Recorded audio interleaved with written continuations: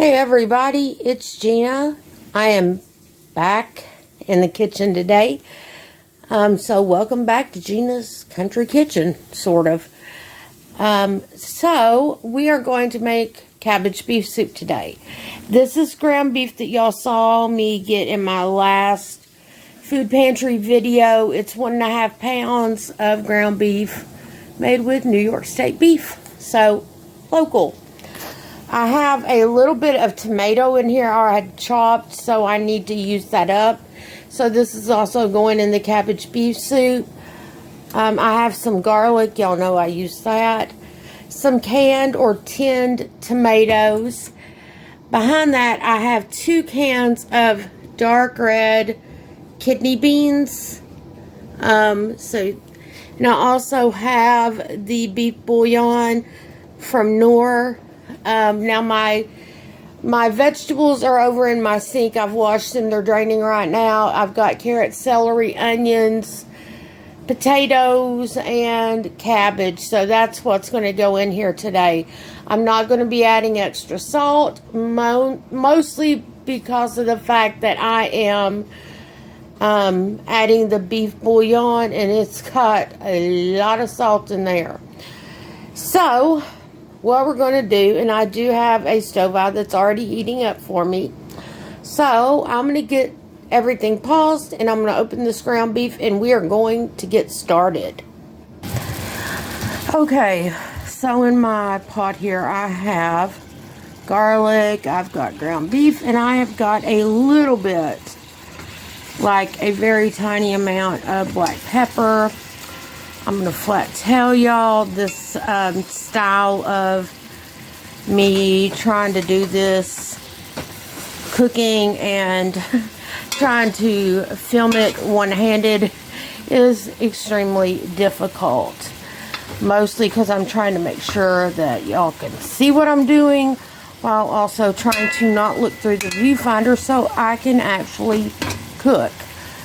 So anyway, but I'm letting y'all kind of see what I'm doing.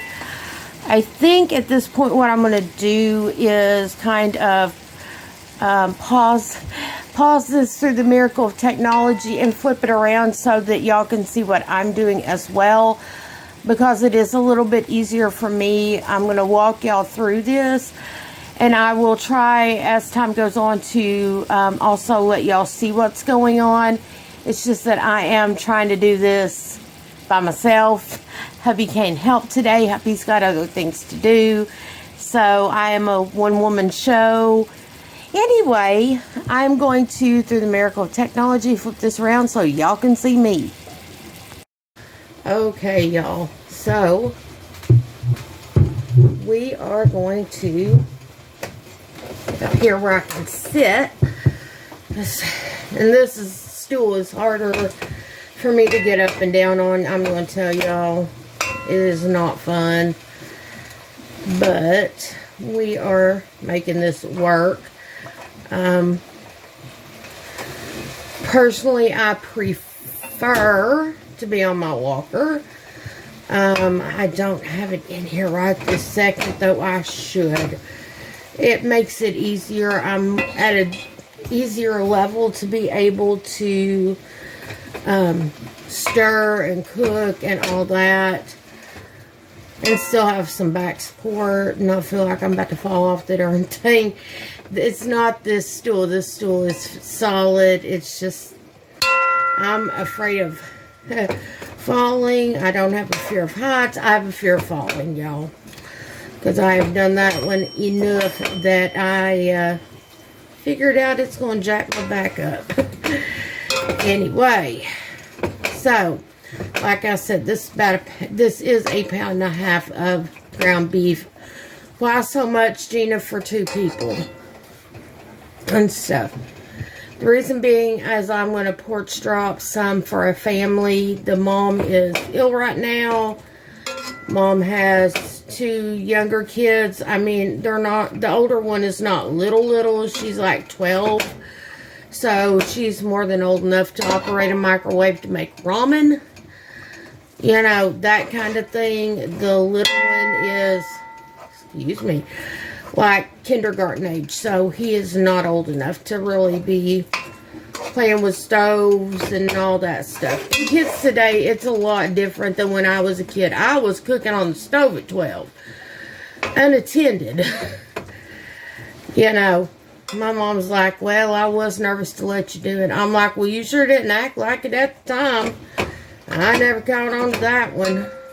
So, never caught on that my mom was nervous about that, other than her telling me to make sure you cut the stove eye off. Make sure you got your oven turned off. Yes, ma'am. Now, that was the thing, you know. I grew up in a different generation than these kids do today. And yes, I've got on my Beatles shirt. So, yeah.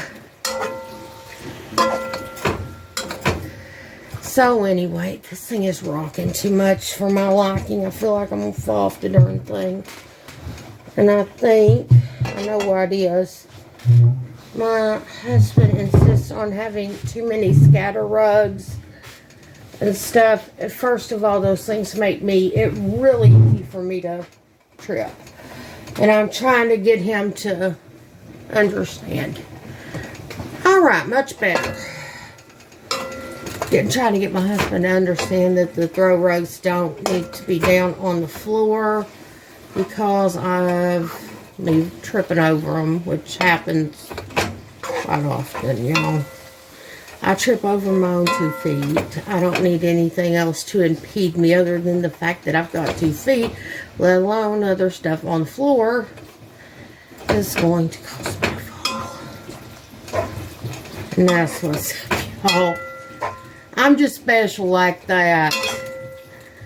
Let me know if y'all are special like that too, where y'all can fall over your own 2 feet. So, yeah. But this is getting cooked. It takes just a few minutes. Once we get ready and get the hamburger meat cooked through here, I will be back with y'all so y'all can kind of see what that looks like.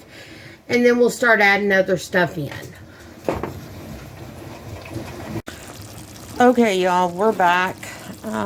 We've already added in our fresh tomatoes. We are going to add in our canned food. Now, our vegetables are going to have to be added a little bit at a time. I'm used to that, because the cabbage looks like a lot until it starts cooking down. And then it's not as much as, you know, it's more bulky when it's not cooked. So anyway, it'll fit in here, don't worry. I'm a master at making things work. So, there's 1 can of the kidney beans. And the other one here. It is extremely difficult because I am making a mess all over my stovetop. This is not exactly the easiest thing for me to do, but we're going to make it work anyway.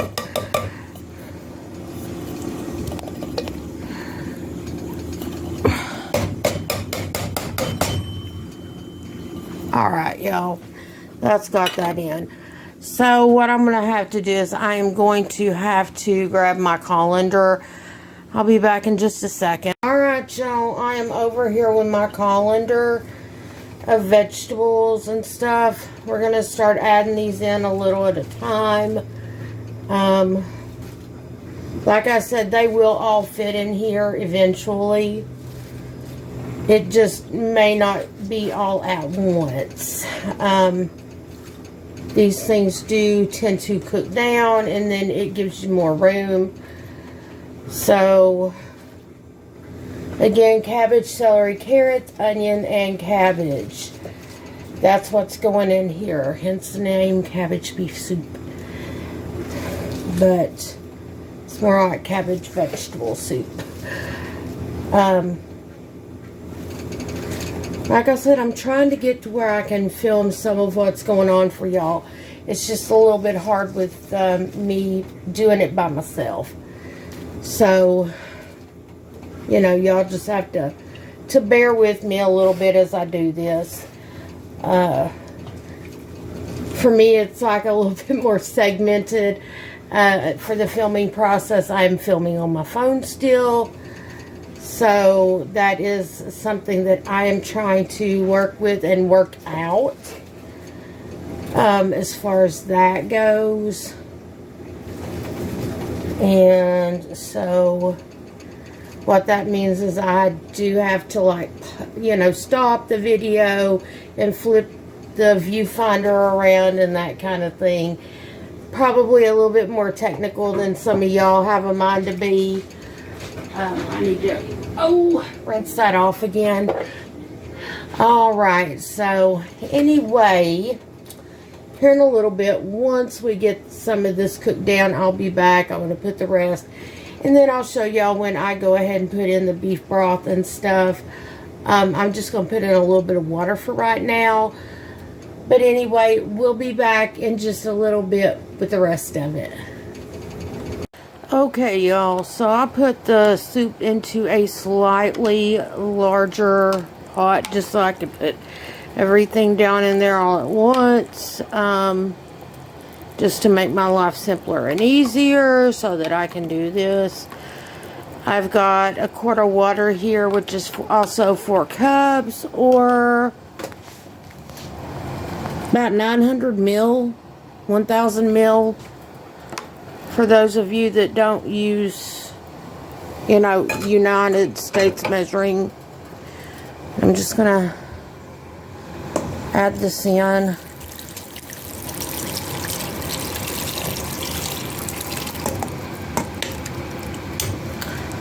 So that's basically it. It's gotta cook. When it gets cooked and put in a bowl, I will take a picture for a thumbnail for that for y'all. But that's as easy as it is to make cabbage beef soup that's good and healthy and tastes good. I will see you in the next one, and if you haven't already, please consider pressing the like button, commenting, and as always, if you haven't already, consider subscribing. I'm hoping, you know, to get to 1,000 subscribers. I really am. So, I'll see y'all in the next one. Bye-bye.